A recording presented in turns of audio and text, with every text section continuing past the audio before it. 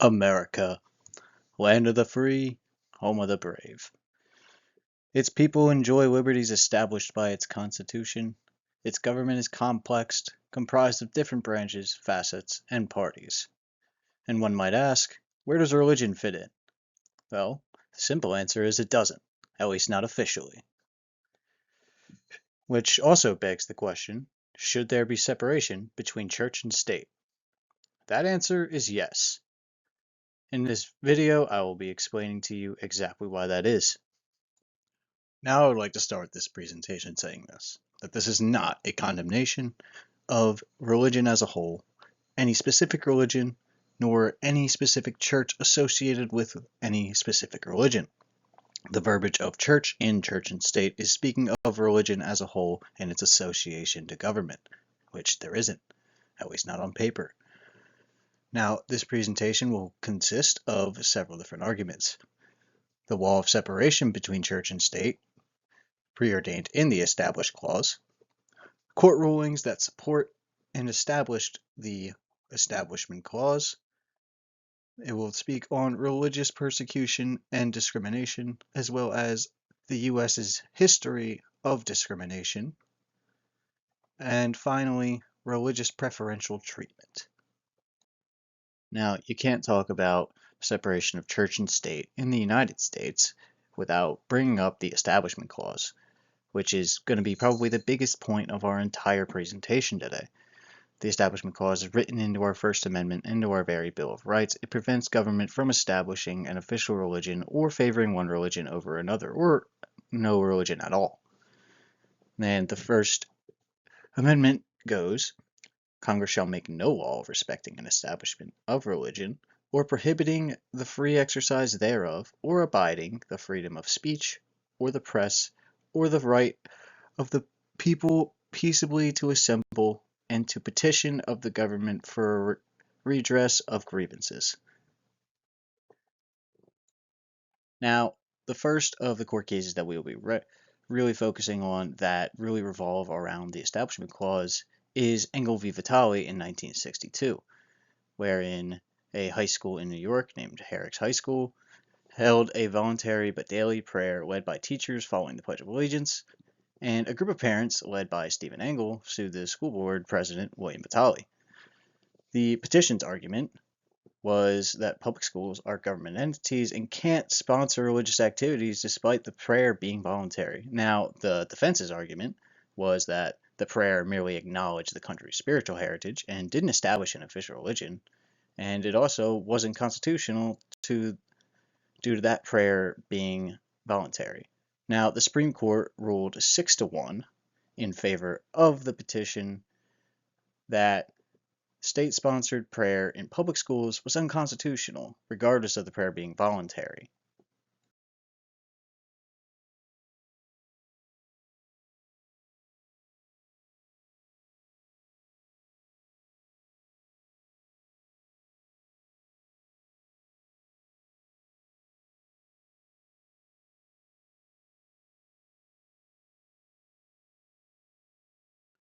Another massive Supreme Court case that really laid the grounds on the Establishment Clause was Lemon v. Kurtzman in 1971. This has actually consisted of cases of statutes that were in Pennsylvania and Rhode Island that were very similar. And they basically provided financial support to non-public or parochial schools or private schools. And the PA law reimbursed schools for secular expenses, and Rhode Island's provided salary supplements to teachers of secular subjects in non-public elementary schools. Now, a good thing to note here is that at the time, 25% of Pennsylvania students attended private school, and 95% of those were Roman Catholic schools, which really gave the petition the argument that it furthered the Roman Catholic agenda. Now, the petition's argument was providing public taxpayer funds to religious schools was an endorsement that supported religious activities by the government, and government oversight ensuring secular use of public funds was excessive government entanglement with religion, and that violated the Free Establishment Clause of the First Amendment. And the defense's argument was that the statutes intended to improve education quality and only applied to secular subjects in both states. And the Supreme Court ruled that the state laws providing financial aid, aka your taxpayer money, to church-run schools were unconstitutional and violated the Establishment Clause of the First Amendment. They ruled in favor of Pennsylvania 8-0 and in Rhode Island 8-1, which really backed that wall of separation between church and state. Lemon v. Kurtzman was massive, and it laid a big precedent, and it had some pretty big outcomes and repercussions, the largest of which was the establishment of the Lemon test as a result of Lemon v. Kurtzman. And because the Supreme Court realized that they needed a solid foundation to determine whether laws violated the Free Establishment Clause. And the Lemon test was based on 3 parts. And it was based on that a law must have a secular purpose, a law's primary effect must neither promote or restrain religion, and finally, that a law must not create excessive government entanglement with religion. Something really important that needs to be touched on is what religion is at its core, and religion at its core is belief. Belief in world history, how one conducts themselves, how they interact with others. It determines how they're going to be in the afterlife, what they've got to do to get there, and it lays a map for how people live their lives. And religion far predates the United States and a great many countries. And some people believe in religion so strongly, they grow a psychological attachment to it, given that it's their belief system, and they believe so strongly in it that they believe that they're right and correct. And historically, if somebody's right, somebody's got to be wrong. And what follows are examples in history where religion is given real power and where religion is challenged and elicits strong reactions from humans, and conflict occurs, which is one of the things that our founding fathers saw. They saw the power of religion, and they said we need to keep this away from our lawmaking policies. And that's why what follows is so important. And something really important that needs to be touched on is that most, if not all, religions are established with a pure purpose and provide good things for people, such as boosting optimism and mental health, and they promote kindness and empathy toward their fellow man. However, some people lose sight of what religion is for and radicalize those belief systems to fit their own agendas or defend their own beliefs, and these result in persecution and discrimination. Persecution being a systematic oppression and mistreatment of individuals or groups based on their religious beliefs, affiliations, or lack thereof. And something I really liked by Ruth A. Winequall in an article about religion and society, when she said, over the years, the ways in which individuals and groups have been persecuted for their religious beliefs and practices have been varied and creative, which I think speaks volumes to human nature and how we tend to overindulge and take things out of context. And then there's also such things as religious discrimination, and by the U.S. Equal Employment Opportunity Committee's definition involves treating a person unfavorably because of his or her beliefs.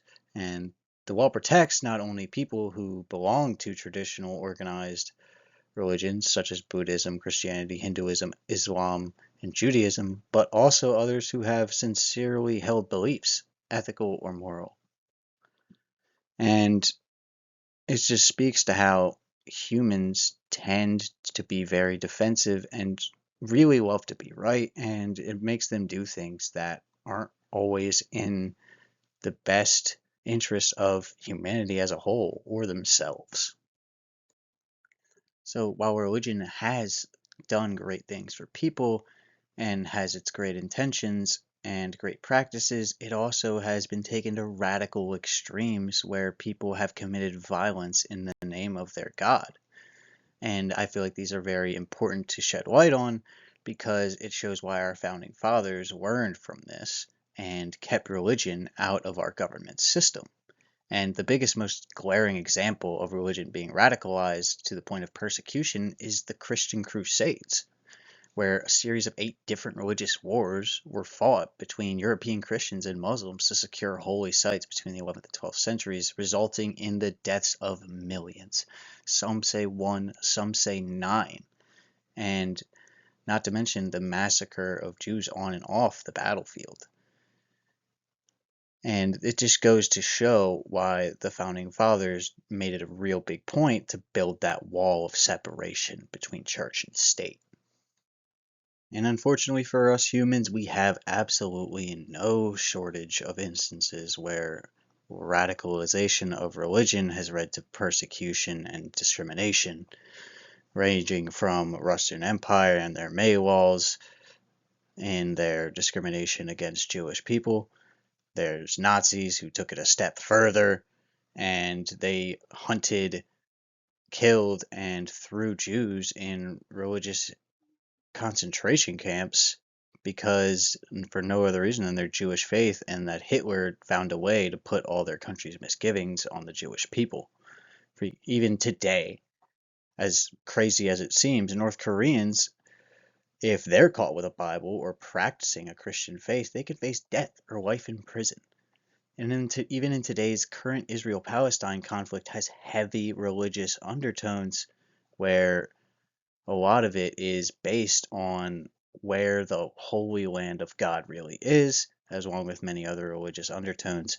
And this has gone against that very wall of separation between church and state that we currently have in our Constitution, because we have sent them millions, if not billions, of U.S. taxpayer dollars that have been sent to Israel in support. And a lot of this has led Americans fed up, because a lot of them see it as a direct violation of the Establishment Clause and really just digs under and jumps over that wall of separation between church and state. And don't get me wrong, religion is in no way, shape, or form responsible for all types of discrimination and persecution against oppressed people. Even the U.S. is very guilty of discrimination. We have a rich history of discrimination against our very own people and oppressed groups and minority groups. We had the Naturalization Act of 1790, where we limited citizenship to free white persons and enslaved millions of our own people. We displaced thousands, if not millions, of Native Americans on the Trail of Tears to reservations. And we upheld racial discrimination laws in Supreme Court cases like Plessy v. Ferguson, and upheld Jim Crow laws, which enforced illegal segregation against minorities, primarily African Americans. And we had policies like redlining, where we denied mortgage insurance and wouldn't sell people houses in certain neighborhoods to keep African Americans and white people separate.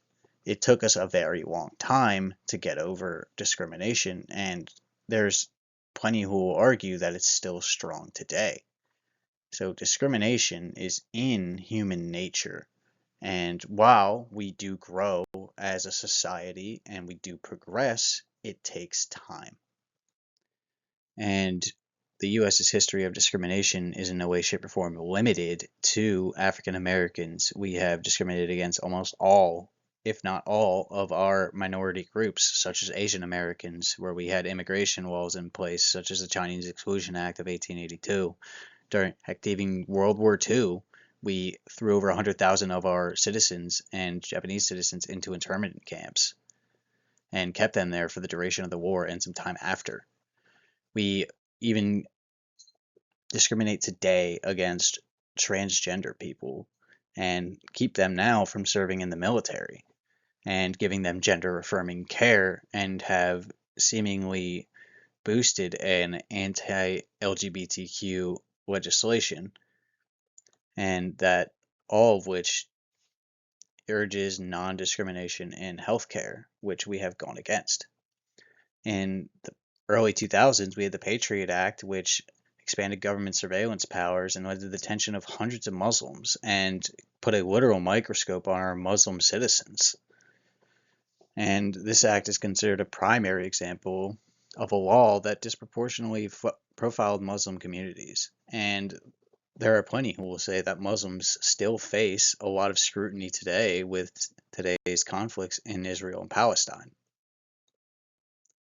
U.S. discrimination history isn't just limited to our minorities. We have discriminated against our women just as much. Women weren't allowed to vote until the passing of the 19th Amendment in 1960. We had women's coverture until the mid-19th century, where married women weren't able to own property, control their own wages, or enter into contracts independently. We had pregnant women getting discriminated against in the workplace until the Pregnancy Discrimination Act of 1978. Women suffered from notably lower wages than men in equal fields until the Equal Pay Act of 1963 that prohibited paying women less than men in the same job. All of this comes into play as you look at different religions, as they all have different views on women, some of which hold less, some of which hold more than men, which can influence policymaking if religious figures, religious institutions are given power.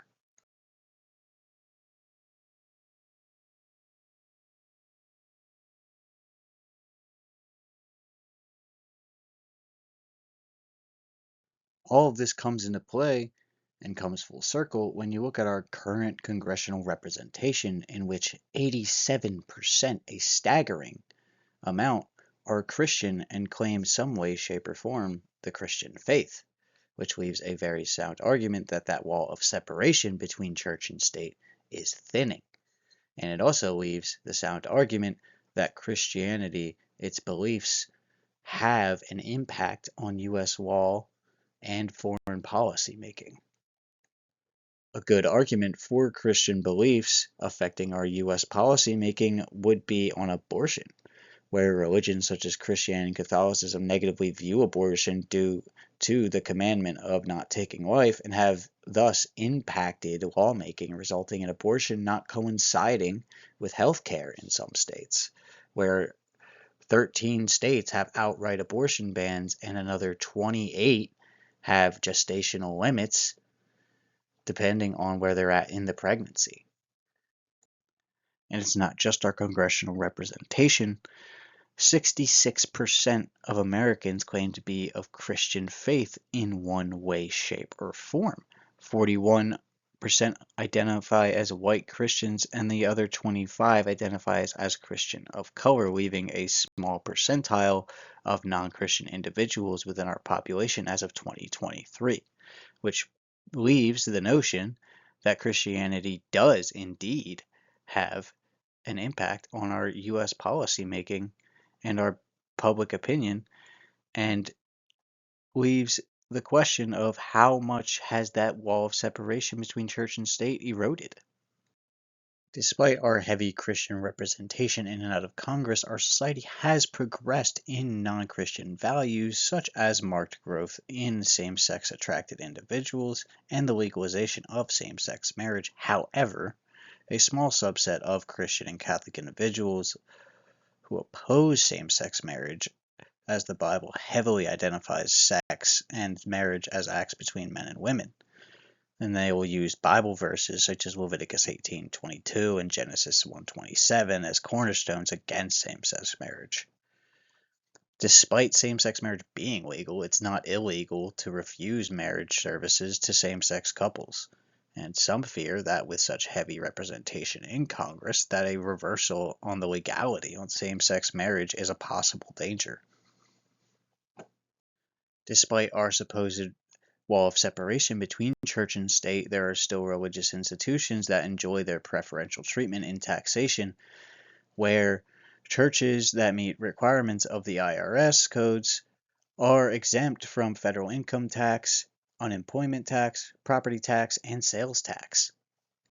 Churches enjoy other taxation preferential treatments, like being exempt from filing a Form 990, which requires public disclosure of finances. They're protected from IRS audits and stringent procedures that are more difficult for the IRS to follow compared to other nonprofits, and are often exempt from state-level registration requirements that other nonprofits are required to meet. And more recently, in June of 2025, Breaking decades of tradition, the IRS announced that it will allow houses of worship to endorse candidates for public office, which used to lose them tax exemption, but now will no longer affect their tax exemption status, which begs the question of how much is this wall of separation eroding? In light of this recent revelation and the announcement from the IRS, we look back to a 2023 study that interviewed Democrats, Republicans, and religious individuals, all of which resoundingly agreed that churches should be staying out of elections and not endorsing political candidates, where 84% of Democrats and left-leaning individuals agreed, as well as 70% of right-leaning individuals and Republicans. In a study conducted by that same research commission, we found that 67%, 2/3 of Americans, all agreed that churches should be staying out of politics in their entirety. There is no doubt that the separation of church and state is written into our Constitution through the Free Establishment Clause, and while looking back at all the research, all these events in human history, and all these instances of discrimination in human nature, it's in no way a stretch to say that when given power throughout human history, religious organizations and groups tend to commit violence, and religious beliefs rarely serve or translate to modern human rights and have tendency to discriminate against certain groups of individuals. Churches and religious institutions already receive plenty of preferential treatment, and a majority of Americans believe religion should remain between the individual and their worship and should remain separate from public government legislation as well as elections themselves. The wall of separation between church and state is not only in our Bill of Rights, but built into the American identity, one that is rapidly shifting and progressing with time. Given the information provided in this presentation, yes, it's still essential to maintain that separation between church and state, which leaves us Americans with some burning questions, such as, is the wall of separation still as important as it was when the Constitution was written? Is the line between church and state becoming blurred over time? And given history and recent events, just how realistic is the possibility of losing the wall of separation between church and state, and what are the dangers associated if that wall crumbles? Will our country's progression invalidate the wall of separation in time? Only time will tell.